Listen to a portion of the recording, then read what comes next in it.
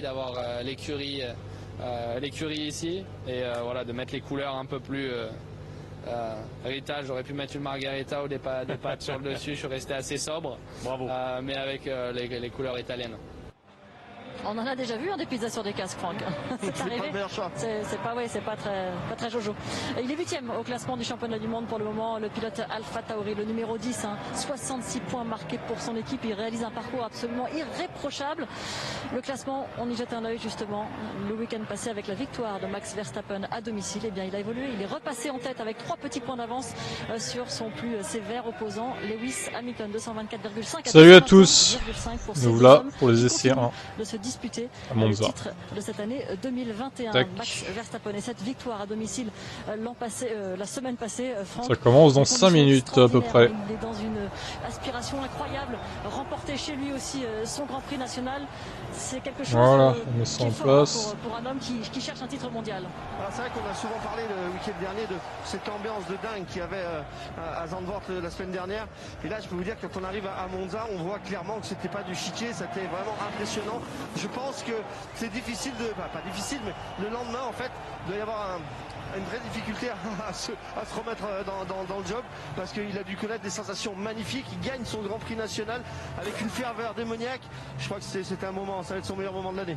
On l'imagine, et surtout que ce week-end il y a un petit mais, alors qu'on le voit ici dans son garage, Max Verstappen prêt à disputer cette première séance d'essai libre. Il y a un petit mais, pourquoi? Parce que ici, depuis l'ère turbo hybride, depuis 2014, eh bien Red Bull n'est jamais monté sur le podium. Leur meilleure place, c'est une 4e place par Ricciardo en 2017. Donc voilà, la voiture peut-être peut leur causer quelques petites difficultés ce week-end. Ouais, c'est une possibilité, il peut y avoir des problèmes sur la voiture. On sait qu'ils sont un petit peu en difficulté avec les moteurs. Donc en toute logique, on pourrait imaginer qu'il y a une pénalité. On va croiser les doigts et espérer que le championnat se déroule sans problème. On va l'écouter, Max Verstappen, les explications bien sûr à quoi il peut s'attendre ce week-end et pourquoi Red Bull n'est pas si performant ici. We've had also a few engine penalties always to take here, so we never really had a realistic chance of being on the podium. Otherwise, I think in some years we would have definitely been on the podium, but we always took this race a bit as a penalty weekend.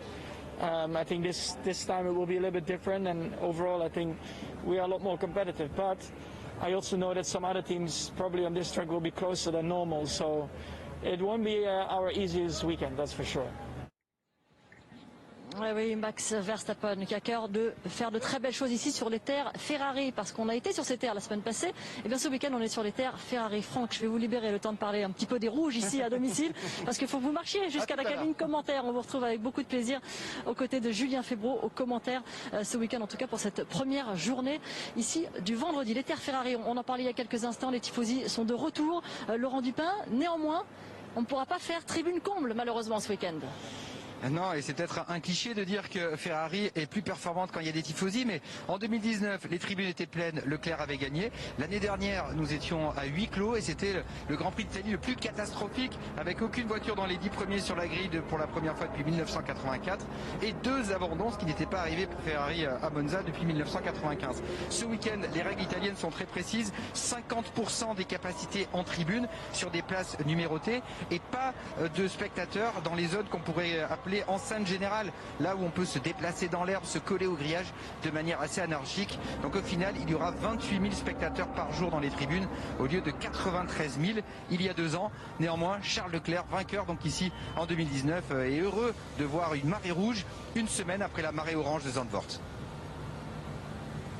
Je pense que notre voiture est plus rapide quand il y a beaucoup de virages et pas beaucoup de lignes droites que quand c'est l'inverse. Et bien que j'adore Monza, malheureusement je pense pas que ça aille super bien avec les caractéristiques de notre voiture cette année, mais bon c'est comme ça, hein. Il y a des week-ends plus difficiles et c'est dans ces moments-là qu'il faut réussir à prendre le plus de points, donc c'est ça qu'on visera pour ce week-end. J'espère qu'il y aura beaucoup de fans Ferrari, mais bon ça m'étonnerait que ce soit le contraire. Déjà dans les villes ce matin il y avait beaucoup de rouge, donc ça fait plaisir de voir ça, et voilà, on attendra dimanche, j'espère qu'on réussira à faire un bon résultat pour eux. Dans quelques minutes, la première séance d'essai libre dans ce format de week-end différent dont ils n'ont pas l'habitude, les pilotes. On l'a vécu à Silverstone seulement, ce format de qualif sprint. Pour rappel, cet après-midi, on sera déjà dans un mode qualification qu'il faudra enclencher parce que demain, il y aura beaucoup de spectacles pour les tifosi. Même s'ils ne sont pas au complet, eh bien, ils auront quand même du spectacle en piste avec la course l'après-midi. Et oui, un format particulier qui demande une préparation un petit peu différente. Qu'en pensent les pilotes? On leur a posé la question.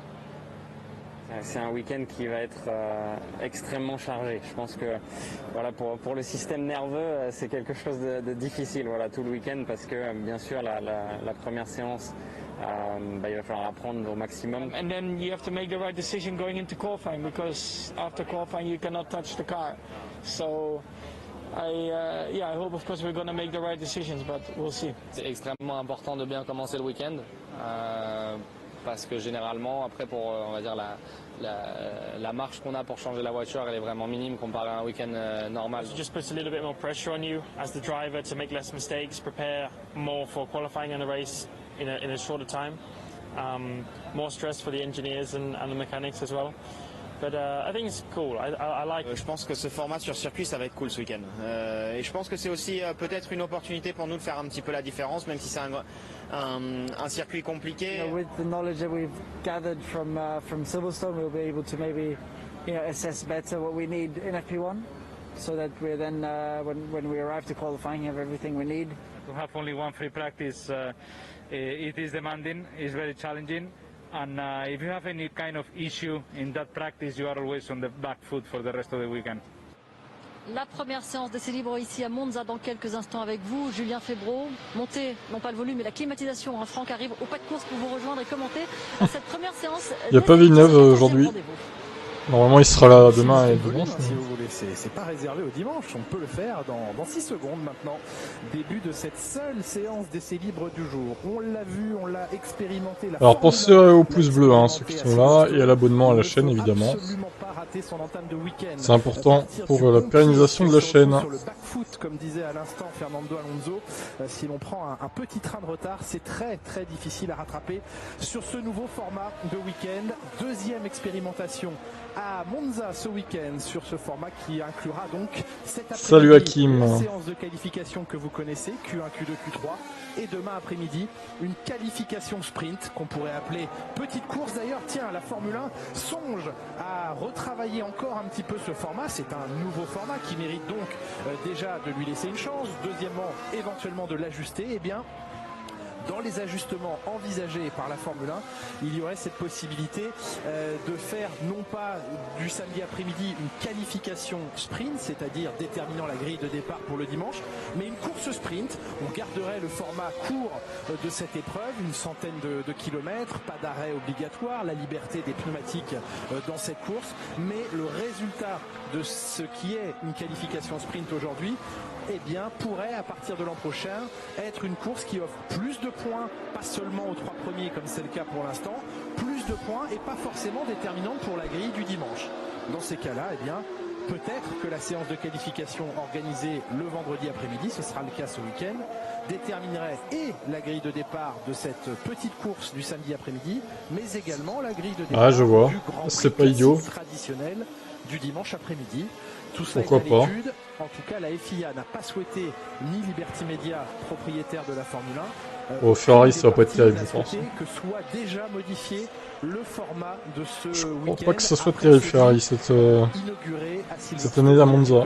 On verra. Donc exactement les mêmes composantes, le même déroulé. Salut Lord de Nelson. la FIA sur ce week-end à Monza, telles qu'elles étaient établies pour le Grand Prix à Silverstone. Ce qui signifie quoi? Ce qui signifie qu'en termes de pneumatiques, d'allocation de pneumatiques, eh bien, il s'agit exactement de la même qu'à Silverstone. Non pas 13 trains de pneus comme à l'accoutumée, mais 12 trains de pneumatiques fournis à tous les pilotes. 6 trains de pneumatiques tendres, 4 trains de gomme médium et 2 trains de pneumatiques durs. En voici des pneumatiques durs sur la monoplace de Charles Leclerc à bande blanche. Les couleurs ne changent pas. Et ensuite, eh bien, le déroulé du week-end est tel qu'on vous l'a déjà décrit. Une séance d'essai libre d'1 heure, c'est celle que nous sommes en train de vivre en direct.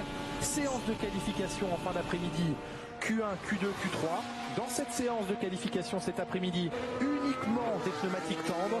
Les pilotes peuvent en utiliser. Ouh, Leclerc qui freine tard au premier virage. 4 trains pour tous ceux qui n'iront pas en Q3 et un train supplémentaire pour ceux qui iront en Q3, mais que de la gomme rouge pour la qualification de cet après-midi qui déterminera donc la grille de départ de la qualification sprint de demain après-midi.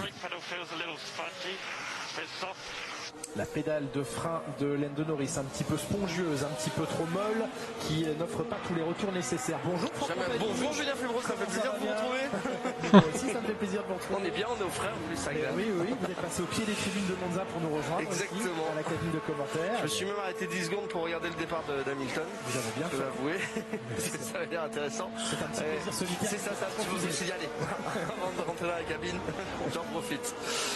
Franck, on redétaille le format du week-end, avec donc cette séance de qualification tout à l'heure. Règle très importante, à l'instant où les voitures vont commencer la séance de qualification tout à l'heure, eh bien elles seront sous régime de parc fermé jusqu'à dimanche, avec de toutes petites modifications possibles, mais vraiment quasiment rien, ce qui fait que la séance d'essai libre de demain matin, et ça fait partie des choses peut-être à revoir, elle ne servira pas à grand chose pour ne pas dire rien. À rouler un petit peu, à se donner un petit peu confiance dans la voiture, à faire le dernier petit, mais tout. Bon, la séance de demain, ça va être un échec, comme d'habitude. Donc très sincèrement, on va travailler un petit peu bien sûr sur les pneumatiques, on va essayer de voir un peu la longueur, on va essayer de voir un petit peu s'ils sont capables de tenir 10. Mais là, ça va rouler beaucoup Mais aujourd'hui, enfin cet après-midi là. rien y faire. Donc ça veut dire qu'avec la voiture, vous sortirez de Ils ont 1 heure pour tout préparer. Vous irez directement, vous faire la course à la qualif.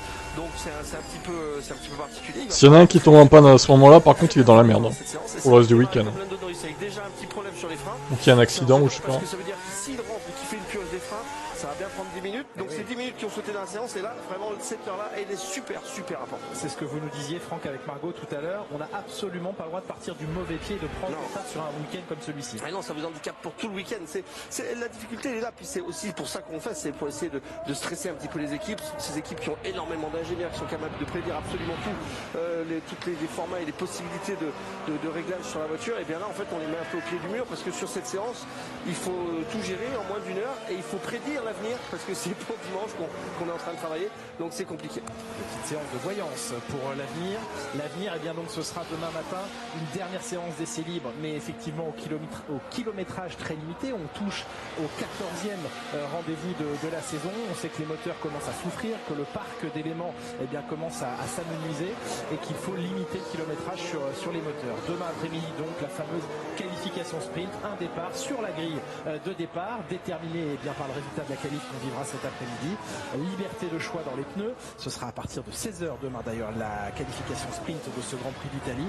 Liberté de choix dans les pneus. On discutait avec des ingénieurs hier qui nous disaient les stratégies cette fois-ci vont converger, tout le monde va partir en pneumatique tendre, ils tiennent largement ici à Monza et il faut s'arracher de la grille le plus vite possible, d'autant que la distance est longue jusqu'au premier virage. Il faut pas se couper. Il y a 460 mètres. Il ne faut pas se couper sur cette ligne droite. En plus, on n'a pas beaucoup d'ailerons sur les voitures, donc on n'a pas beaucoup d'appui. Vous verrez lorsqu'il fermera son DRS que les ailerons sont très fins à l'arrière. Donc ça veut dire peu de résistance à l'air, peu de force aussi au niveau aérodynamique. Donc les pneus tendres, c'est vraiment important. Ça fait une vraie différence ici. Et puis ça dépend.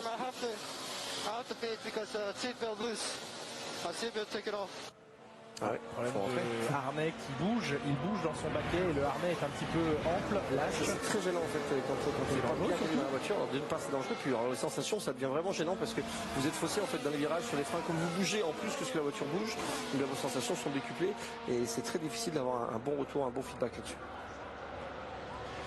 Là j'ai une petite question pour vous, je pense que je connais 18h du coup, salut. S'il y a pénalité, c'est à 18h avec la sprint. Il y a 2 courses, dont une qualif. Certes, c'est une qualif, mais c'est quand même une course puisqu'il y a un départ arrêté. Est-ce qu'on peut appliquer la pénalité d'un moteur, d'un changement de pièce sur la qualif, sur la course qualif, mais non pas sur la course principale? Alors vous êtes là, 4757 personnes à me la poser, mais je suis là pour ça. Alors les pénalités vont s'appliquer pour le Grand Prix dimanche, puisque comme son nom Salut Thomas, ça va et toi? Ça fait longtemps. C'est une Q4 au format très particulier, mais on est en mode qualif. Alors on écoute. Alors l'arrivée sont okay. If it is okay, we stay out, Yuki. Please confirm. Yeah, all good. Copy that. Il nous fait un peu peur, Yuki Tsunoda. Ouais, il dit que la ceinture maintenant ça va, mais j'ai jamais vu un pilote réussir à se Tsunoda, il fait peur à tout le monde, hein, je crois. Oui. On va vous expliquer deux, trois choix. Vous n'avez pas le choix, c'est vrai.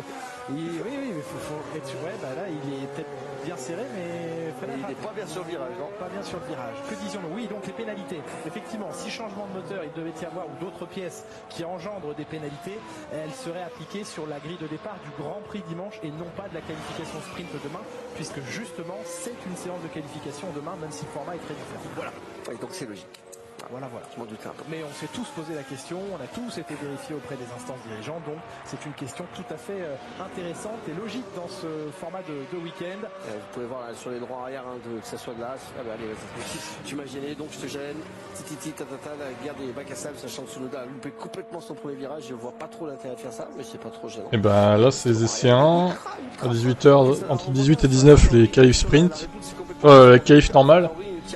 Demain, de 12 à 13, c'est les essais 2. Et de 16h30 à 17h, il me semble, les qualifs sprint. Il va le fermer, il va lui mettre un petit coup de roue pour lui montrer qu'il n'est pas content. Mazepin et il va se passer des choses avec ce jeu. Alors pour l'instant on en sourit, j'espère vraiment qu'on en sourira et qu'on ne fera qu'en sourire parce qu'on a bah là il n'y a plus de pression Valtteri, hein. Il sait où il va. Entre Mazepin et son coéquipier Mick Schumacher, on sait que ces deux-là sont irréconciliables, ne seront jamais amis et c'est pas ce qu'on leur demande d'ailleurs. Alors qu'on vous représente ici des limites de piste. Là on n'a pas le droit là. Là vous pouvez, mais après c'est le slalom géant. Ah bah Cadé, j'ai fait des vidéos du programme de... En même temps, bon voilà, j'arrête pas de le répéter le programme. C'est pas compliqué pourtant. La preuve par l'exemple, Max Verstappen. Attends, je fais la vidéo. Autour des plots en polystyrène. Il y a quand même pas mal de braquage. Sachant que c'est pas des plots en dur, hein, c'est des plots en polystyrène. Oui. Non mais si on se loupe, voilà, il n'y a pas de danger. C'est pas un Gurgel non plus. C'est pour être drôle. Ils font des nouveaux formats. On sait jamais. Je précise juste. Ils n'ont pas mis des plots en béton. Alors, cette année, il y en a un sur deux qui est en bois. Non mais voyons, un peu de sérieux. Secteur 2, drapeau jaune. Qu'est-ce qui s'est passé au secteur 2? Tout le monde est sur la piste. Tout le monde roule. Voilà, drapeau vert. Regardez bien l'aileron arrière de la Red Bull et celui de la Mercedes. Évidemment, ce sont parmi les écuries, celles qu'on regarde avec beaucoup d'attention. Ce sont des ailerons jamais encore utilisés par l'écurie. La platitude de l'aileron est impressionnante. Voilà le programme. Mais d'ailleurs, Pierre Vacher, le directeur technique, qui est au premier plan, c'est qui se demande. il apparaît à l'écran. Le moteur Mercedes, ça va donner quoi? Bah normalement, ça devrait être pas mal. Qui nous confiait logiquement. Sur le live Twitch de Canal Plus Sport, à voir bien avec toutes ces équipes développer un aileron spécifique à Monza, encore jamais utilisé. Et celui de Mercedes, alors là c'est encore peut-être plus plat que celui de la Red Bull, mais là aussi les ingénieurs Mercedes nous confiaient hier dans le paddock avoir à apporter ici un aileron strictement spécifique à Monza. Il ne servira qu'ici, seulement ici. Il faut un aileron, en fait, ici c'est important. C'est quand même important d'avoir de l'appui. Il ne faut pas penser que les petits virages ici sont pas importants. Mais il faut surtout un aileron qui soit capable de décrocher au-dessus des 250 km/h, qui permette à la voiture vraiment de filer. Donc ça, il faut des profils particuliers. Et il faut bien sûr essayer de calculer ce décrochage. Donc ça, c'est un petit peu plus compliqué parce que ça veut dire qu'au-dessus de 250, la voiture va être libre. Et il faut impérativement qu'en dessous, elle garde de l'appui. Parce qu'il faut continuer à appuyer cette voiture dans les différents virages. Il n'y a pas beaucoup de virages, hein, donc il est important d'être très performant sur tous ces virages. C'est une des clés. Ce premier virage sur lequel va arriver Hamilton, un droit de... J'ai mis... putain, j'en ai marre de répéter. C'est à 18h. La vidéo que j'ai mise, ça résume les horaires. Allez voir, au pire. Bien tourner, on va travailler énormément sur les amortisseurs, sur les barres anti-roulis, pour permettre à la voiture vraiment de s'écraser, d'avoir bien les roues au sol, de lui donner un maximum de mécanique, de grip mécanique, et puis après on va essayer d'avoir de la vitesse de pointe tout simplement. Ouais non, Kubica il marquera pas de points, faut pas arriver. À moins qu'il y ait des accidents et tout, mais... Vous pouvez le voir sur le volant, hein, alors déjà ici c'est un circuit facile, très facile physiquement. Ça me paraît peu probable quand même. Sur les freins, lorsqu'il y a un gros frein sur les racelles, eh bien la correction elle est très rapide, beaucoup plus rapide qu'ailleurs, parce qu'on n'est plus appuyé par les ailerons, donc on a une voiture qui est beaucoup plus légère à conduire.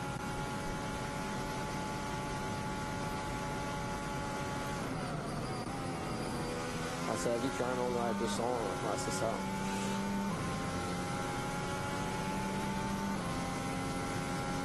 Alors Pirelli n'a pas apporté ici sa gamme. Ça serait chaud, ouais, j'avoue. On est dans la phase intermédiaire. Mais bon, il y a peu de risques, hein. Peu de chance. Un plus tendre le C5 et un plus dur le C1. Bon, après Kubica il connaît par cœur Monza, je pense que ça devrait pas être un problème pour lui de trouver ses marques assez rapidement sur ce circuit. RD Perez qui colle 7 dixièmes et demi à Verstappen, 8 dixièmes même. RD Perez supérieur à Verstappen, c'est sûr. Toute la ligne droite, elle va être importante à bien travailler. Alors, il faut bien sûr pour garder de la température. Le mec qui tire des conclusions après 8 tours d'essai libre. Avant la qualif, donc on va faire plusieurs choses. On va appuyer sur le frein. Ça permet de redonner encore de la température dans la jante. Ça permet de réchauffer le pneu par l'intérieur. On peut faire, vous voyez, ces petits zigzags, mais il ne faut pas trop les prononcer parce qu'il ne faut pas trop taper dans la gomme. Il faut bien tenir la température. Par contre, ouais, le problème de sa main, c'est sûr que donc ça veut dire que dans toutes ça ne va pas aider hein, pour performer. Et il va réchauffer immédiatement lorsque vous avez posé une question frein. Ça va augmenter considérablement la température, mais du coup ça va plus augmenter de même façon entre l'avant et l'arrière, puisque les freins ne sont pas répartis de la même façon entre l'avant et l'arrière. Les disques non plus ne sont pas les mêmes tailles. Donc forcément ça va être très différent. Et puis on va se retrouver avec une voiture tout de suite quand on rentre dans le virage un tout petit peu différente, un peu comme s'il était mal balancé entre l'avant et l'arrière, avec un arrière toujours très léger, pas appuyé encore une fois par les grands arrière. Donc c'est un circuit où on va plus piloter que d'habitude, entre guillemets, on va être plus au feeling que ce qu'on a l'habitude de faire. C'est une sensation, Franck, agréable ou désagréable de sentir une voiture légère? Tout simple, si vous êtes premier du Grand Prix, c'est agréable, c'est pareil. Autre zone de dégagement là. Si vous êtes loin derrière, c'est jamais agréable. Mais je trouve que c'est plutôt sympathique d'avoir une fois de temps en temps comme ça la possibilité de ressentir concrètement le grip mécanique de la voiture. Ça permet aussi de comprendre un petit peu plus sa voiture, parce que lorsqu'on roule avec énormément d'appui aérodynamique, l'aéro, vraiment ça prend le dessus sur beaucoup de choses. Vous pouvez régler énormément de choses grâce à l'aéro et non pas avec le mécanique. Donc sur un circuit comme ça, on va redécouvrir un petit peu sa voiture, entre guillemets. C'est plutôt c'est agréable. Mieux faire le dégagement cette année, c'est s'assurer en sortant de ne pas... Ouais, il y a pas mal leur dégagement. À gauche, oula, 360 caméra. Je pense qu'il était dans le pistolet, la caméra. On aura une caméra à l'intérieur du casque ce week-end de George Russell. On avait découvert avec beaucoup de plaisir à Spa-Francorchamps la caméra embarquée dans le casque de Fernando Alonso ce week-end. C'est George Russell qui embarque avec lui une caméra casque qui nous permettra bien de profiter pleinement. Alors, je suis allé voir ce casque tout à l'heure. Oui. Et c'est vraiment une tête d'épingle. Hein. C'est petit, c'est dingue, c'est vraiment incrusté dans la mousse. C'est très très fort. Voilà. Regardez, j'aime bien quand on parle de trucs et que ça arrive. C'est pour vous, Franck. Et c'est pour vous, abonnés de Canal+. Profitez-en. Latifi fait une saison correcte, on va dire.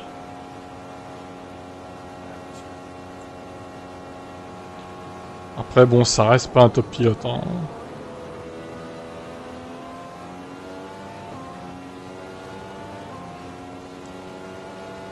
Mais ça, il progresse, on va dire qu'il s'est amélioré.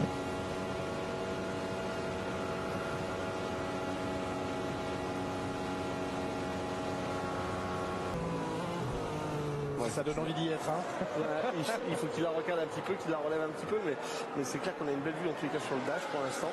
Seule écurie, Franck, qui n'utilise pas cet écran incrusté dans le volant. Ouais, c'est ça, il roule dans le même sens. C'est bon et contraire, hein. Vous savez que lorsque vous avez toutes les informations au niveau du volant, il faut que tout passe par la colonne de direction. Donc à l'intérieur de la colonne de direction, il faut impérativement qu'il y ait toutes les connectiques, et il y en a plutôt beaucoup. Donc c'est plus contraignant, ça oblige aussi à faire plus de développement. Et c'est un coup, c'est vrai qu'ils ont préféré mettre l'argent ailleurs. Toutes les écuries ont ce même écran, c'est McLaren Technologies qui le fournit à toutes les écuries, mais Williams a décidé de ne pas l'incruster dans son volant. Ce casque dont vous nous parliez, Franck Montagny, on va le revoir ici, on va voir l'incrustation justement de cette miniature caméra embarquée. Voilà, c'est ce qui est équipé, c'est de cette façon qu'est équipé le casque de George Russell sur ces images filmées tout à l'heure par les équipes de Canal dans la voie des stands.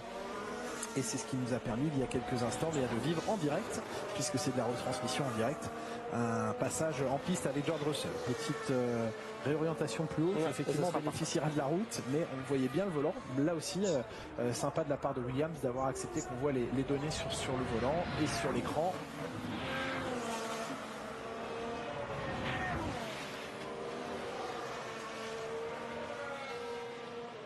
Mick Schumacher, qui donc dans sa confrontation interne avec Nikita Mazepin dit de toute façon ça sert à rien puisqu'il n'écoute pas ce qu'on dit. Réunion il y a eu après Zandvoort, réunion il y a eu hier à Monza. je crois que Günther Steiner n'a absolument pas la main sur ses pieds. Oui, c'est exactement ça. Parce que réunion, il y aura à la fin de cette course. Ah oui, donc, oui, ça changera rien. il y aura accident en piste, et ça, c'est le plus grave. C'est assez dingue, en fait. On voit clairement là, que Nikita Mazepin n'écoute absolument pas ce qu'on lui dit ou ce qu'on lui impose. Et oui, une seule place à prendre. Ça va se jouer entre Giovinazzi et Zhou, visiblement. Il a gagné la F2.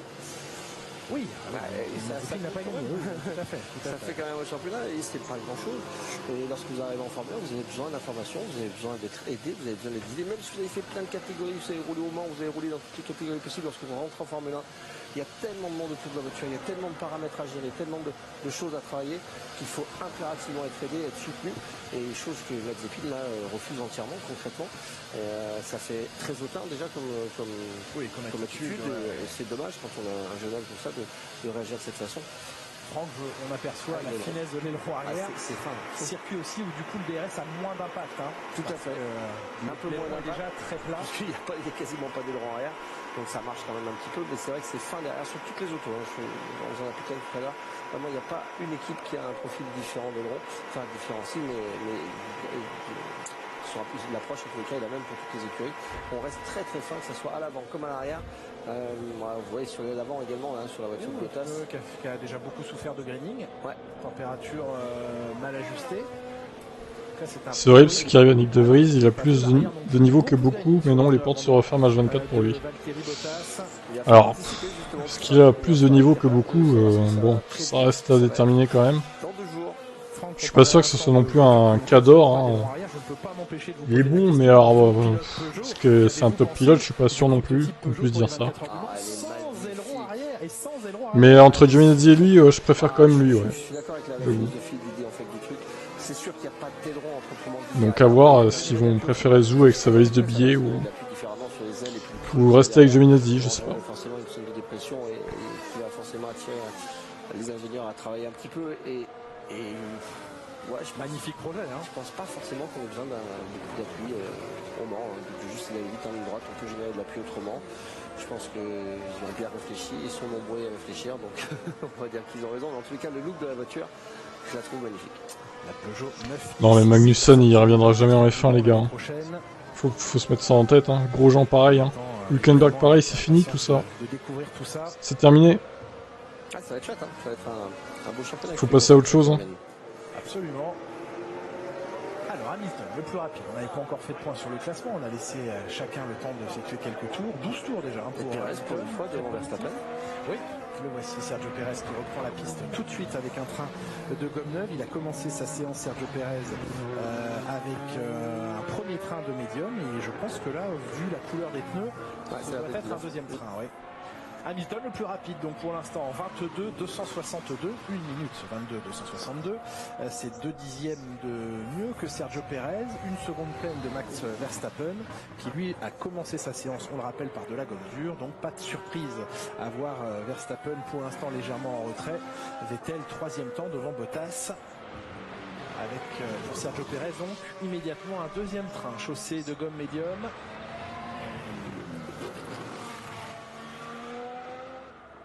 Le tour de mise en route ici un peu plus rapide pour assez de raison qu'il y a plus de ligne droite, donc il faut continuer à rouler avec un peu de charge et un peu de vitesse pour que le pneu se maintienne en température.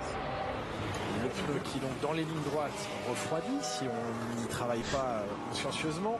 Le pneumatique qui avec le peu d'appui sur les monoplaces a tendance à plus glisser. Il suffirait que les températures deviennent un petit peu trop hautes et le pneu peut beaucoup souffrir sur ce circuit.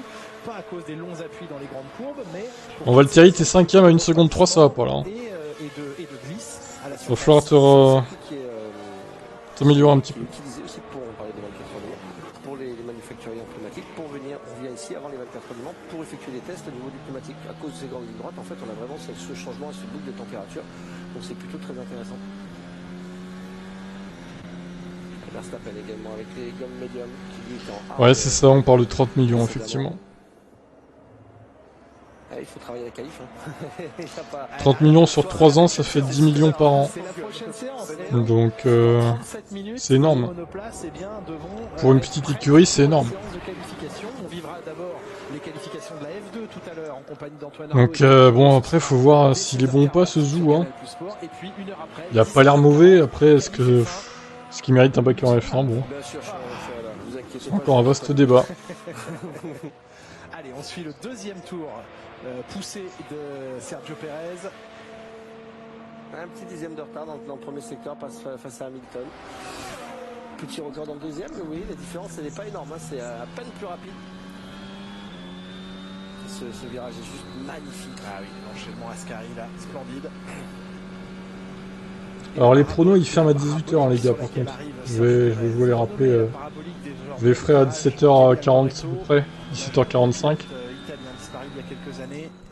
Et en live pour ma part. Je le rappellerai aussi sur le Discord du coup. Pas qu'ils oublient les gens. 127, bien amélioré sur le deuxième et le dernier secteur.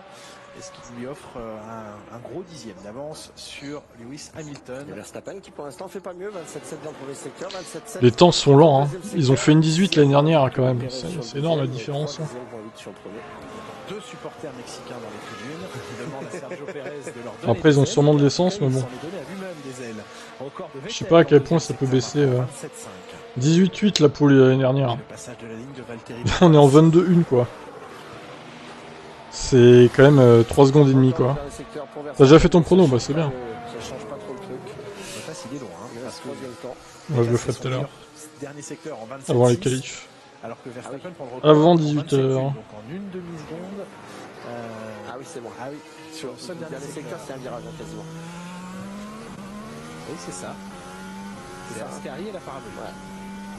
Très rapide. On compare ici les lignes d'Hamilton et les courbes d'Hamilton et de Bottas, très très similaires en entrée et en milieu de virage. Et Bottas en perd un tout petit peu en sortie, il n'arrive pas à reprendre autant de vitesse à partir du milieu et de la sortie du virage. Il laisse plus rouler l'auto.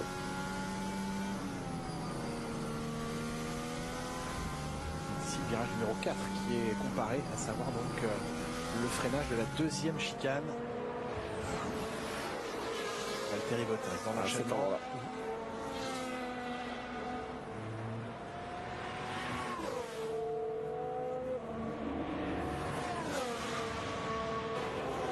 Valtteri Bottas qui est enchanté de rejoindre Alfa Romeo.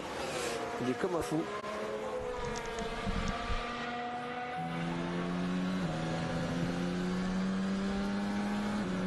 Et Verstappen sur un tour de relâche. I had the same problem still in low speed, and when I want to go on throttle in turn 2, I just have no rear grip. Okay. Pas de frein arrière en fait. Il se plaint Max. Ça tourne mal. Il a pas de frein arrière, il a pas de grip, donc il peut pas être franc sur l'accélérateur. Il peut pas terrible. la voiture comme il l'entend. Vettel 4. Bah, c'est ça aussi, on va se rouler avec peu d'appui, forcément on se retrouve tout de suite avec une voiture qui glisse. Pas mal pour Sébastien pour l'instant. Avec des petites... Kiss, il a en sorti là maintenant. Là ici il peut pas remettre le pied sur l'accélérateur. Il a l'arrière qui patine et en fait il prend trop de temps pour pouvoir accélérer à fond. Ce qui fait qu'après tout de suite ça se voit dans le premier secteur. On voit avec sa main, il gesticule, il a l'air d'être assez énervé de ne pas pouvoir, comme vous dites Franck, mettre franchement le pied sur l'accélérateur. On va voir à la sortie du virage 5. Alors c'est un peu plus rapide que la sortie du 2 ici. Ouais, mais il short shift moins de problème. Il short shift, donc ça veut dire qu'il a clairement pas de grip, pas de traction. Dans les Lesmo ici, le 1 puis le 2 maintenant, voilà. La petite chapelle sur la droite de l'écran, est-ce qu'on va l'apercevoir? Oui, elle est là. Petite prière avant d'attaquer Ascari. Pas nécessaire dans la rébut. En 5e, puis en 6e avant même la sortie de l'enchaînement.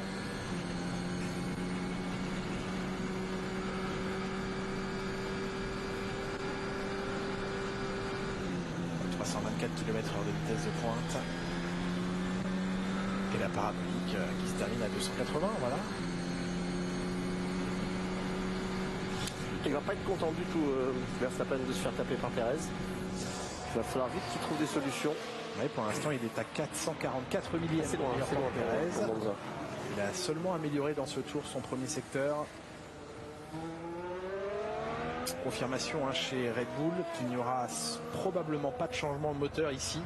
On sait qu'à un moment, Mercedes et Red Bull vont devoir procéder à des changements. Lewis Hamilton a connu un problème en début de week-end dernier à Zandvoort.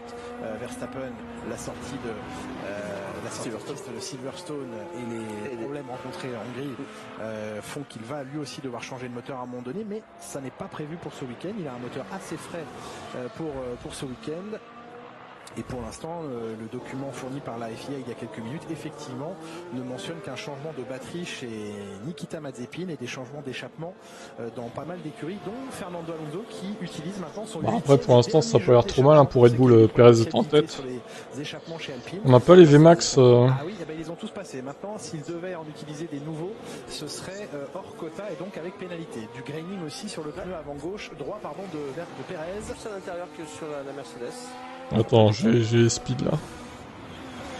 Mazepin, pneu neuf, gomme rouge. J'ai vitesse. Alors, c'est ça. M-speed 338. Ouais, tu vois, c'est pareil, à 4 km/h près pour Verstappen Hamilton. 340 Hamilton, 338 Perez. Oh, elles vont vite les Red Bull. Très peu large, mais c'était à cet endroit qu'il fallait aller. Le moteur Honda est efficace quand même. Regarde Gasly 339 aussi. Bottas 347, il devait avoir la speed lui par contre. Jette sur le premier vibreur, important de bien prendre la rigole dans le deuxième pour coller la voiture à l'intérieur. Il va avoir une belle aspect. Leclerc par contre 331, Sainz 332. Ouais, moteur Ferrari, c'est à la peine. Hein. Mazepin 332, Russell 338. Ça va aussi. Schumacher 335. Ouais, on voit bien que le moteur Ferrari c'est compliqué quoi. Kubica 335. Giovinazzi 339, il devait avoir la speed. Effectivement avec ce 1.24.6. Giovinazzi quatrième. Donc voilà, les vitesses. 1.22.9 pour Antonio Giovinazzi. Ah, c'est le money time pour Giovinazzi. Ouais, c'est maintenant. Alonso 332 et Ocon 334. À Alpine, c'est pas terrible les Renault. Hein. Ça manque de VMAX quand même. Ils vont se faire bouffer en course. Hein. Aïe aïe aïe. Charles Leclerc qui aime ce circuit aussi, mais vous avez vu la difficulté avec la Ferrari pour sortir du virage. Oui, ça peut 11, ouais.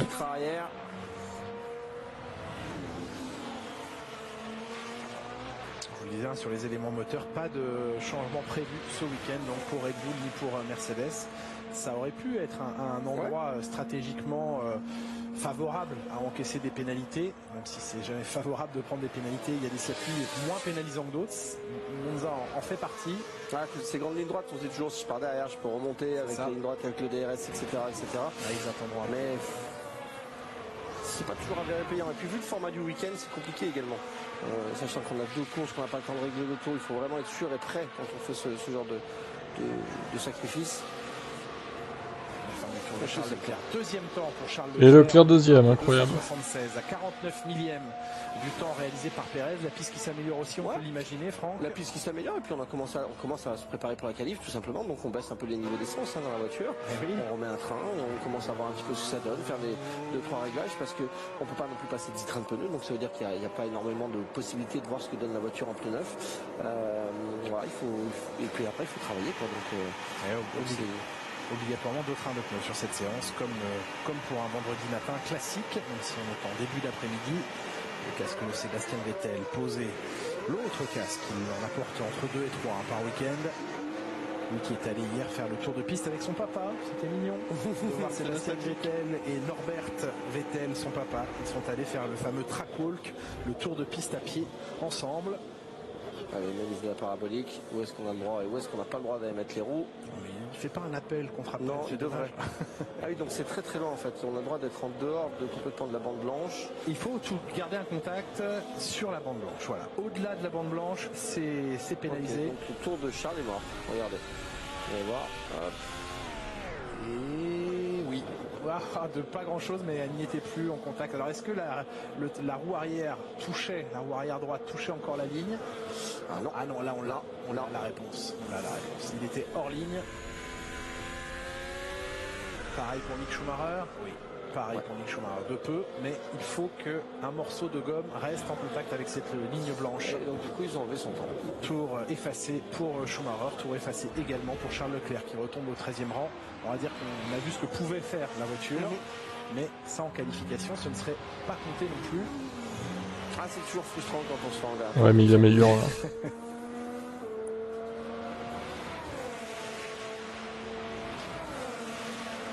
Quatrième, tu vois, il améliore. Ferrari qui a vidé son réservoir visiblement. Et donc du coup Leclerc, hein, son temps a été effacé vu qu'il a été trop large à la parabolica. Ultra petit, très serré, où les pilotes ne peuvent pas sortir avec la voiture. En fait, on sort la voiture avant que le pilote démarre, parce qu'au niveau du train arrière, ça serait franchement limite de sortir. Donc c'est les mécaniciens qui poussent l'auto sur des sortes de petits skates. Et une fois que la voiture est dehors et qu'elle est en place, à ce moment-là, on peut prendre commande de la voiture. Hamilton qui se réinstalle pour la dernière petite demi-heure de séance, moins de 27 minutes maintenant. Confirmation aussi, Franck, un temps réalisé au-delà des limites de la piste dans la parabolique, donc le dernier virage du circuit annule le temps en cours et le suivant également. Ce sont deux chronos qui tombent à l'eau. Double pénalité. Et oui, là, double pénalité.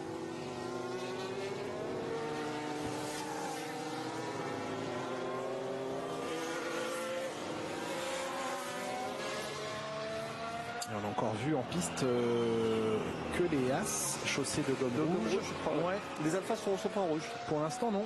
D'accord, donc c'est pas mal. Kubica est déjà vu. On rappelle qu'évidemment, Robert Kubica reste le remplaçant de Kimi Räikkönen ce week-end. Le Finlandais toujours testé positif au Covid lors des derniers tests réalisés cette semaine, et ce qui ne lui a donc logiquement pas permis de revenir et de reprendre sa place. Donc deuxième week-end consécutif, week-end complet cette fois pour Robert Kubica au volant de l'Alfa Romeo. Il avait pris le train en cours de route à Zandvoort. Ça avait été dur. Hein. Je sais pas ce que la Williams vaut, pour l'instant ils sont pas terribles. 17 et 20. Donc les masterclass, je ne pense pas que ça sera tout à l'heure. Ça fait longtemps qu'il n'est pas roulé dans l'auto. Même si on fait du sub, même si on fait du sport, ça apporte pas quand même ce que l'auto vous apporte. Et Zandvoort est un circuit très physique, très difficile. Il y a peu de temps de relâche, ça monte, ça descend, il y a du rythme partout. Donc je comprends que ça a été dur. Daniel Ricciardo pour l'instant a une bonne 6e place. C'est dur en ce moment pour les McLaren. Hein. Ils ont fait 2 week-ends d'affilée un peu compliqués, un peu dans le creux de la vague. Il va falloir essayer de trouver des solutions, se ressaisir un petit peu. Ricciardo a du mal dans l'auto, mais il ne faudrait pas que ça emmène l'équipe aussi dans ce mauvais côté. Ouais, très difficile week-end de Hongrie, difficile week-end à Zandvoort, un tout petit peu mieux pour Daniel Ricciardo à Spa, mais dans les conditions qu'on connaît, de quasi non Grand Prix, et Daniel Ricciardo le plus rapide sur sa gomme médium. 8e temps pour Lance Stroll au passage de la ligne. Ricciardo, une nouvelle référence en 1:22.003. C'est dommage, il fallait faire 0:07, c'est leur sponsor ce week-end. Vous croyez qu'ils vont s'habiller en costard? Ah non, c'est pas chez McLaren, c'est chez Aston Martin. J'ai rien dit, pardon. Aston Martin qui ce week-end porte les couleurs du film qui sortira dans quelques semaines, le nouveau James Bond. Donc ce sont 2 agents secrets qui sont dans les monoplaces, bien sûr, chez Aston Martin. Vous regardez trop de séries. J'ai hâte d'aller le voir, ce film-là. Ça va être bien. Oui, ça va être bien, forcément. Ils sont toujours bien, les James Bond. Bien sûr. Mais j'aimerais bien qu'ils jouent bien le jeu comme à une certaine époque faisait Red Bull, vous savez. Avec à l'intérieur dans les stands, etc. Ricciardo meilleur temps, incroyable. Tous déguisés dans le... Quel chrono pour l'Australien. Norris 8ème. Ah, Norris 8ème à plus de 5 dixièmes de son coéquipier, c'est étonnant, c'est nouveau.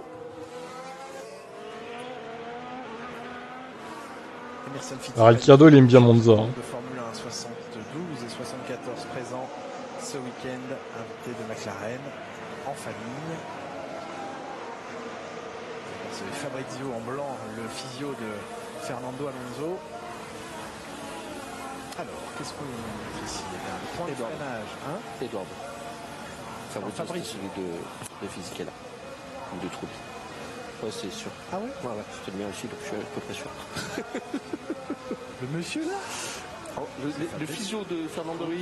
Oui, non, moi je parle du vieux monsieur qui est avec lui. Ah, le vieux monsieur. Oui, ok, d'accord. Lui, c'est Fabrizio. Ouais, c'est Fabrizio. Exact, je savais pas vu celui-là. Et le grand, c'est Eduardo. Voilà. On va faire tous les prénoms comme ça. Allez, c'est parti. Vous voulez pas qu'on regarde plutôt Et McFly, il vient pas Non, il m'a appelé là. Voilà. Donc le freinage, il faut qu'on parle, c'est Perez Verstappen. Et il y en a un qui freine plutôt que l'autre. C'est un lâche. C'est un lâche. C'est Verstappen. Gasly P2. Ça va descendre en 1.21 assez vite, je pense. Être présent absolument sur la totalité de ces virages. Et 1 mètre de freinage, ça change. Il faut aussi, comment dirais-je, pas dédramatiser, mais désacraliser un petit peu le côté celui qui freine le plus tard, celui qui est le plus courageux. C'est plutôt même une connerie. C'est une bêtise, pardon de régir. Une bêtise. Non, c'est clair et net. Il faut savoir que pour aller vite dans toutes les catégories, que ce soit karting ou quoi que ce soit, c'est pas savoir se servir de l'accélérateur qui fonctionne, c'est savoir se servir du frein. Mais ça veut dire bien utiliser le frein. Ça veut dire être bien dégressif, taper très fort dans sa pédale au bon endroit. C'est vrai qu'ils sont assez proches, Gasly et Leclerc, d'habitude. Et à l'écoute de sa voiture lorsqu'on pose une pression de frein, parce que c'est le moment où on va gagner. C'est vraiment une particularité, t'as raison. Bon là, je pense que Gasly sera meilleur que les Ferrari, pour le coup, parce que le moteur Honda est plus performant que le moteur Ferrari, tout simplement. Donc là, il y aura au moins 3-4 dixièmes de différence, comme on voit là, je pense. À moins que Ferrari arrive à corriger un peu le tir, et limite la casse, mais ça me paraît compliqué pour les rouges, ce week-end. Leçon de pilotage. Les plus gros freineurs sont les meilleurs freineurs. Pas les Giovinazzi 11ème. Il améliore un peu son temps. Alors, qui passe de la gomme rouge Putain, Tsunoda 16ème. Il améliore. Peut-être va-t-il monter dans le classement, j'espère pour lui. Encore à couvrir. Tsunoda qui nous a beaucoup fait sourire, voire même rire hier en conférence de presse. C'était génial. Quand on lui a demandé, mais parce qu'il a dit je suis sûr que 15ème. Alpha Tauri m'est re-signé. Et Bottas qui ressort, il est 16ème seulement, Valtteri. C'est pas parce que je continue à me cracher beaucoup et je coûte très cher à l'écurie en argent et en temps. En fait, le mec est en train de se dire non, mais moi je suis pas bon en fait, faut pas me prendre. C'est ça. C'est exactement ça, ouais. Chez lui. Moi je pensais pas qu'on me reprenne. Enfin, si c'était moi qui décidais, je ne serais pas pris. C'est super. Comme vous voulez, mais c'est la première fois que je l'entends en Formule 1. Moi j'y vais pas. Voilà, donc il a beaucoup fait sourire. Il ne manque pas d'humour. C'est vrai qu'il ne manque pas de cracher non plus. Ouais, Bottas, t'inquiète, il va améliorer. Tsunoda, par contre, je pense qu'il va pas améliorer. Norris, qui est revenu à 1 dixième de Ricciardo. 3ème. Je fais bien la cuisine, tout ça, je peux aider, hein, mais... Non, c'était génial. Bon, écoutez, il a le paquet, il le conserve, une année supplémentaire. On sait que la volonté dans cette écurie a souvent... Et Verstappen qui a fait que 14 tours, c'est assez étonnant. Plusieurs années, idéalement 3 ans. C'est un cycle... Perez, pareil, 13 tours, 14ème maintenant. Et qu'en une semaine... Il est en rouge là, ça y est, Perez, il va améliorer là. Oui, peut-être que vous allez tomber sur un autre pilote avec plus de potentiel. Mazepin et Mick Schumacher qui sont 17 et 18 en gomme rouge. Ouais, c'est à 2 secondes 2 et 2 secondes 7, c'est terrible. Mazepin qui est largement devant Schumacher pour l'instant. En 3 courses, il faut vraiment du temps dans la voiture. Il y avait des essais avant qui permettaient un petit peu plus ça. Mais une saison, c'est un minimum en fait pour commencer à comprendre la F1. Ça améliore pour Sergio, premier secteur. Peut-être vite une fois. Wow, il va dans le gravier, attention. Qui va monter un petit peu au large, qui touche le bac à gravier. Le Bottas qui améliore. Ah oui, largement. Il faire ce qu'il faut aujourd'hui, hein. Il est premier temps, ex aequo avec Ricciardo, il le fait après, donc il reste deuxième, mais toujours en médium. Bottas qui va claquer un temps en médium là. C'est bien que ça démarre comme ça. Je pense que Je pense qu'il avait de l'essence, Bottas, c'est pour ça qu'il était lent. Ici, forcément, l'aide un petit peu, donne un petit peu de boost, mais c'est super de voir qu'il démarre le week-end comme ça. Et Verstappen qui est dans un tour rapide aussi, meilleur chrono, meilleur premier secteur. Battu par Verstappen en 27-0. Ça commence à s'exciter un peu là. Dans le deuxième secteur, je pense que les pneus rouges sont en train d'apparaître chez les uns et les autres. Verstappen et Perez en rouge. Et Perez qui améliore. Donc normal qu'il claque des temps et Red Bull du coup. Et Bottas c'est encore en jaune, en médium par contre. Toujours sur de la gomme jaune, effectivement. Un meilleur temps pour Bottas. 21-4 pour Bottas. Verstappen qui est un peu en avance, un peu moins d'un dixième sur le deuxième secteur. Le deuxième train utilisé, c'est de la gomme médium, il va garder ses trains. Il est en rouge, Verstappen, lui à l'inverse est en rouge, exactement. Donc référence en médium pour Bottas en 21 451. Et référence gomme rouge maintenant, en mode qualif là pour le coup, de Max Verstappen. Et il va bien chercher à l'intérieur pour éviter de faire des kilomètres en plus. Et 21-3, ouais, il améliore, mais pas de beaucoup par rapport à Bottas. Hein. Au même moment en plus en piste, donc à ISO conditions de piste. Ouais. C'est seulement 73 millièmes de mieux pour Max Verstappen. Nick De Vries, peut-être. Ah, De Vries dans le stand Mercedes. De chaises musicales et d'attribution de baquet pour 2022. Tiens donc. Nick De Vries qui visait clairement le baquet Williams. L'espoir était assez élevé qu'Alfa Romeo puisse accueillir Alex Albon. Alex Albon et Red Bull ont joué leur carte chez Williams et ont obtenu le baquet. Mais De Vries, il est beaucoup moins désiré chez Alfa Romeo qu'il ne l'était chez Williams. Et ça a de grandes chances de lui fermer toute porte pour un baquet de titulaire. Et après, ça va être compliqué. Ah oui, c'est difficile, c'est pourtant un pilote qui ne démérite pas, champion de F2, champion de Formule électrique avec Mercedes. On est encore à 2 secondes et demie du record de la piste. De sport mécanique là comme ça, oui, je doute que... Oui, non. On se concentre, KD, on se concentre. À 18h, c'est la qualif normale qui va déterminer la grille de la qualif sprint demain à 16h30. Est-ce que c'est compris? Est-ce que c'est compris? Tu en penses quoi d'Albon? Eh ben Albon, donne-lui une deuxième chance chez Williams, j'ai envie de dire. On va voir ce qu'il donne, on va voir ce qu'il vaut. Il aura pas Verstappen dans les pattes. Il sera P1 parce que bon, Latifi, voilà, hein, je pense qu'il va le dominer. Par contre, si Latifi domine Albon, là, ça va être un peu gênant pour lui, quand même. Ouh, c'est parti large pour Lewis, parce que son temps va être conservé. Ouh là là, par contre là, il a l'air très énervé. Lewis, 20.9 en jaune. Ouh, il a l'air vénère, hein, Lewis, ce week-end. Hein. Il y avait 1 d'avance, il y en a 4 d'avance sur un virage. C'est vrai. Ça a bien aidé. Ça a bien aidé. Donc tout à l'heure, en gros, KD, c'est des qualifs normales. C'est juste que ces qualifs-là vont pas déterminer la grille de la course. Ça va déterminer la grille de la course sprint demain, en fait. Ouais, c'est ça. Les qualifs pour la course, c'est ça. T'as compris. Et demain, 16h30, c'est la course sprint qui déterminera la grille pour le dimanche. Le résultat déterminera la grille pour dimanche. Grosso modo. Ouais, c'est compliqué, hein. Salut Momo. Ouais, gros temps d'Hamilton, là. Mais bon, et les autres vont réagir, hein, évidemment. Bon, on les sentait, on savait qu'ils allaient être en forme à Mercedes sur ce circuit, de toute façon, c'est pas étonnant. Les pneus de Q2 servent à quelque chose encore... non, je crois pas qu'ils servent, hein, du coup. Effectivement, bonne remarque. Ah bah non, personne n'a dit ça. Mais c'est vrai que c'est... faut comprendre quoi, faut... C'est une nouveauté les qualifs sprint, donc faut se mettre en tête les nouveaux formats quoi. C'est pas simple.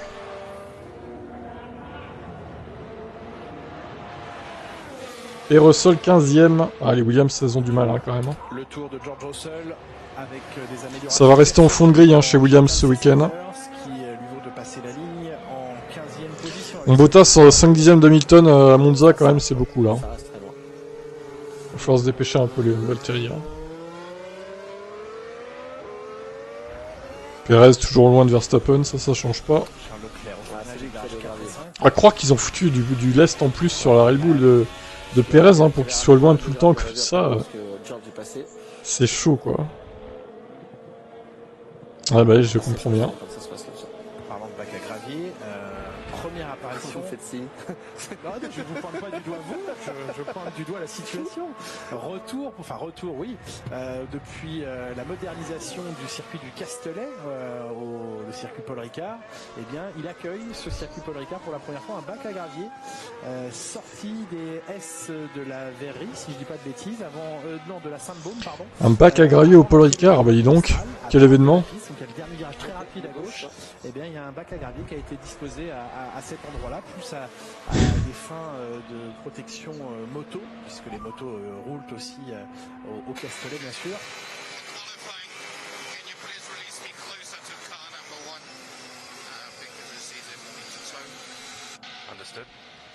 Il cherche des aspirations peut-être, Nikita Mazepin, et il compte sur Mick Schumacher pour lui en hauteur.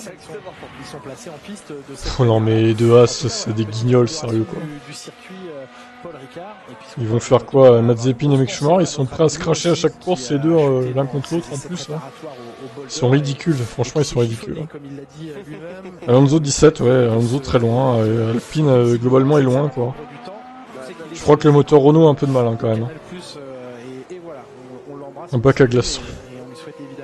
Ouais, c'est vrai qu'il fait chaud pour Ricard. On souhaite le revoir le plus vite et en pleine forme possible. Sur Canal, voilà, d'abord on souhaite la récupération. Ouais, Alpine ça n'a pas l'air top. Moteur Renault un peu en délicatesse sûrement. On est loin de la domination de Renault dans les années 90. Hein. D'Antonio Giovinazzi qui va tenter sur la piste de convaincre les dirigeants de l'écurie Alfa Romeo de le garder. Écoutez Antonio Giovinazzi, l'Italien, qui revient sur sa situation actuelle. Ouais, pour Ricard. Bien vu.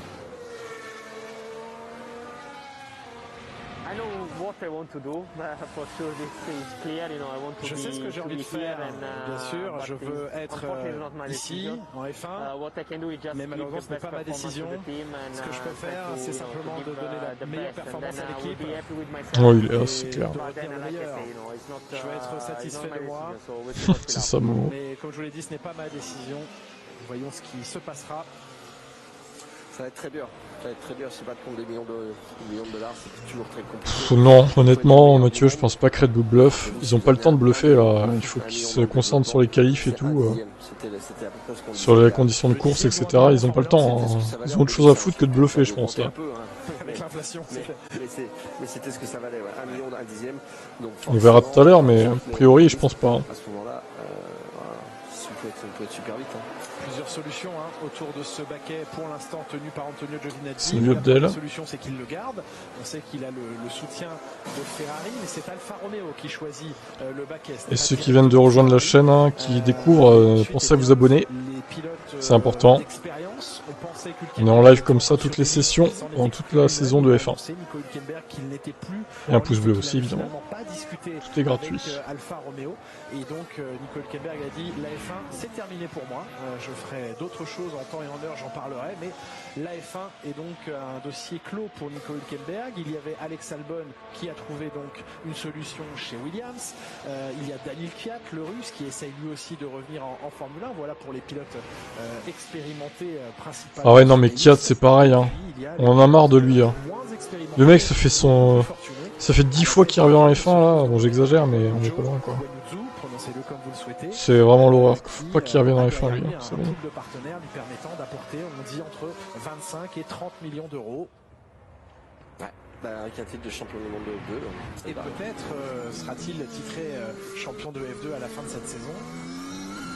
Il y a petit Théo aussi qui fait potentiellement et Théo Pourchaire sur les rangs, mais ça a l'air un peu plus compliqué. Alors c'est pas lui qui apportera 30 millions d'euros. Du talent il en a. Est-il encore un peu jeune? Oui, sans doute.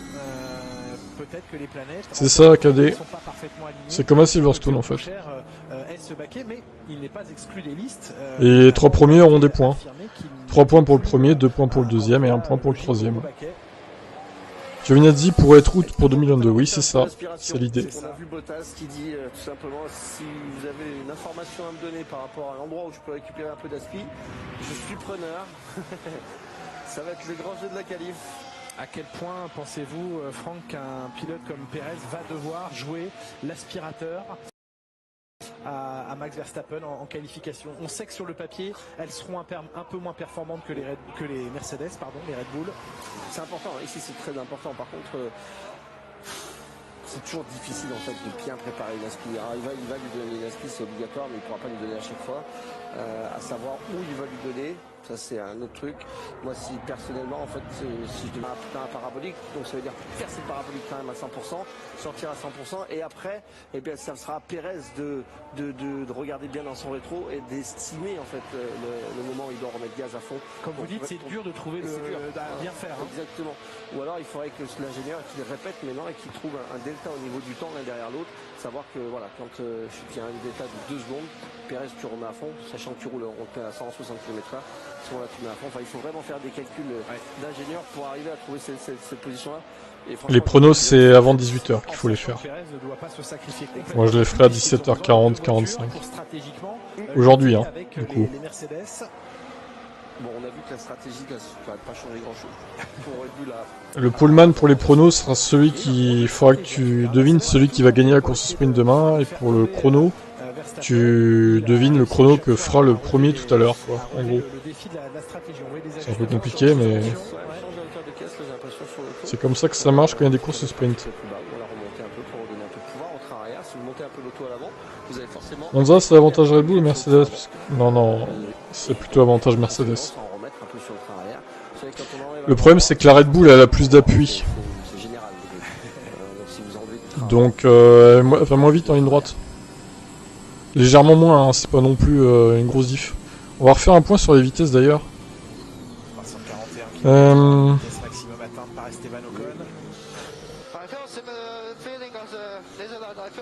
340 Hamilton, 336 Verstappen, Perez 338 et Bottas 347 avec un peu de speed sûrement.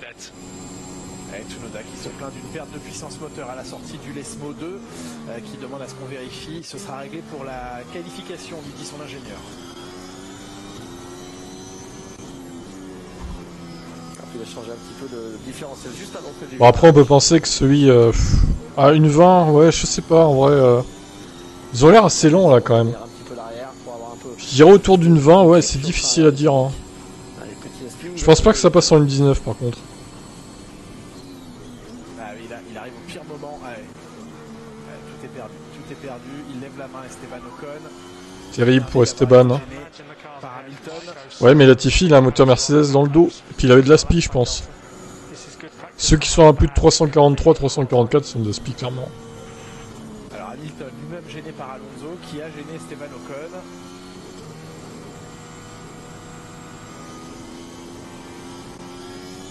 Ouais, tout à oublier pour Esteban Ocon. Dommage puisque ces deux secteurs étaient très bons. Après il n'y a pas de grosse diff. Après on sait pas qui a de la spi qui n'en a pas aussi. C'est le problème. Tu tentes les 1.19? Ok. Moi je sais pas si je vais tenter les 1.19. On va voir si ça améliore un peu là mais... Oui c'est Q1, Q2, Q3 comme d'hab ce soir. C'est toujours ça. Esteban Ocon, on l'a bien vu, Hamilton rentrait au stand hein, à la fin de ce tour justement.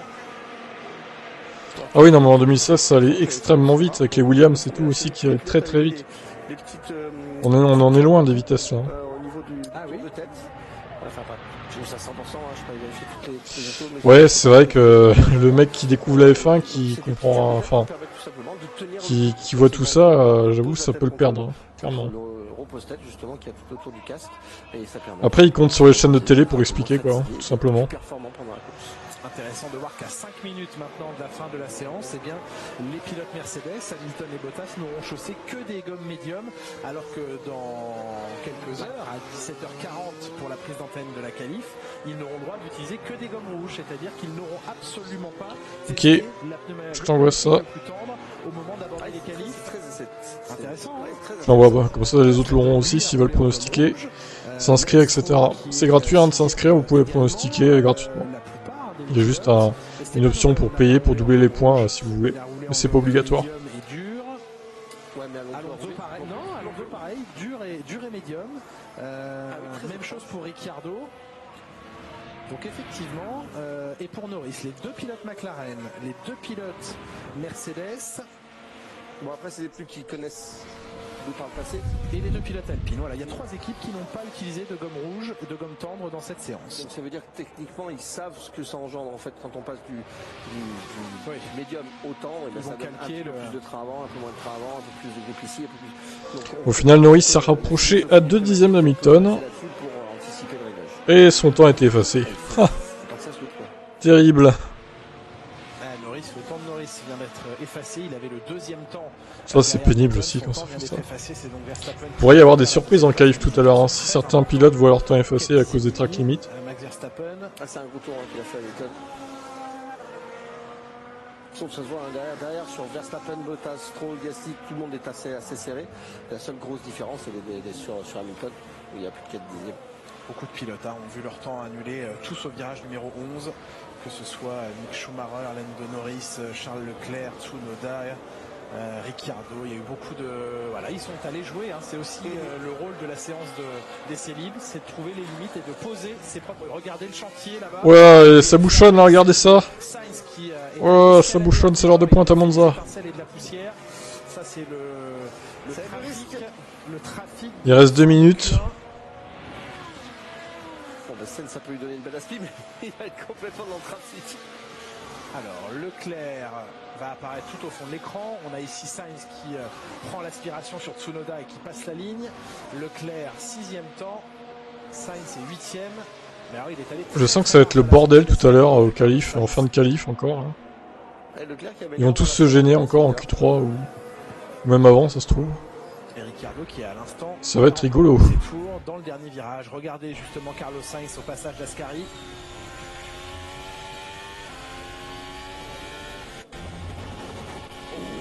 Ça lui plaît pas au châssis. Ouais, là il est allé gratouiller son fond plat. Putain, les étincelles sur la Ferrari, le fond plat, il est mangé là. Il a fait du surf. Ils surconduisent les pilotes Ferrari pour compenser les lacunes de la voiture sur ce circuit. Il sort droit, donc tout va bien. Mais s'il sort un tout petit peu en travers, il a plus du tout le contrôle du train avant. Je pense pas Thomas, il sera remis depuis le temps. Kimi, hein. Et ça part direct dans le mur. Il sera plus contaminé. Il sera guéri dans 2 semaines, Kimi. Leclerc aussi, le temps est annulé. Dommage pour Charles Leclerc qui tombe au 11e rang. Fin de séance pour Nicolas Latifi. En tout cas, qui profite un coup de ça et ça lui fait des courses gratuites à faire, tranquillement. Ah oui, il y a toute une bande de... Il retrouve le plaisir de rouler en F1, donc il profite. Et puis c'est bien de voir que les gens peuvent être aussi copains alors qu'ils sont... Pour l'instant, il est quand même à 6 dixièmes, 7 dixièmes même de son équipier. C'est un peu lointain, mais bon. Ils misent tous sur Giovinazzi, je pense aussi, sur cette course chez Alpha. Jamais simple, il le disait, lorsqu'on perd son baquet en Formule 1, Esteban Ocon en sait quelque chose. On a toujours une énorme inquiétude de savoir si on aura la moindre chance d'y revenir. Ça a marché pour Ocon, ça marche aujourd'hui pour Alex Albon.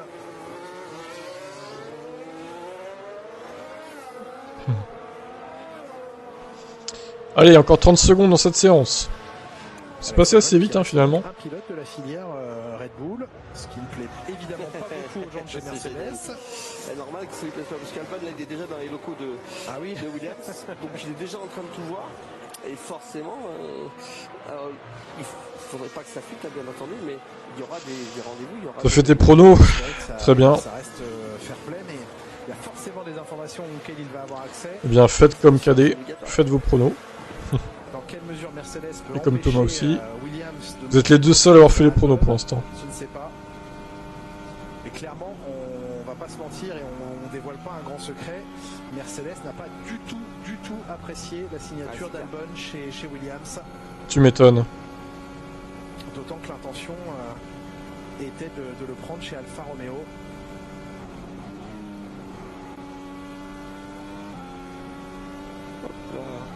Drapeau à Dani, agité, passage dernier. Ouais, j'ai vu. Maintenant pour tous les pilotes.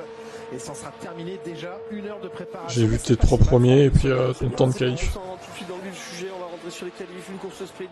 Je trouve ça, moi j'aime beaucoup ce format-là, ça oblige en fait de travailler un petit peu différemment, ça pousse un peu tout le monde. Stroll 4.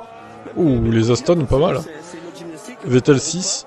Il faut être prêt ce soir, toute l'après-midi, on va beaucoup donner. Qu'est-ce qu'ils avaient mis comme pneus là? Un peu finé, certainement. Ils sont en rouge. Tout le monde est en rouge sauf Mercedes en fait. Et les écuries qui ont maintenant un petit peu plus de 2 heures, 2 heures et demie pour se préparer à la séance de qualification, mettre les monoplaces en configuration. Perez avait fait son meilleur temps en rouge aussi. Ils n'y toucheront plus, c'est le règlement et c'est le format de ce week-end que l'on vit pour la 2e fois cette saison après Silverstone. Bon je sais pas trop ce que ça va donner tout à l'heure. Là pour l'instant Mercedes a l'air devant, mais bon. Ça peut changer, on sait jamais. Les ajustements de dernière minute pour les qualifs tout à l'heure. boxe, notamment ce soir. La grande soirée de boxe sur le court central de Roland-Garros avec en point d'orgue ce combat opposant Tony Yoka au Croate Peter Milas.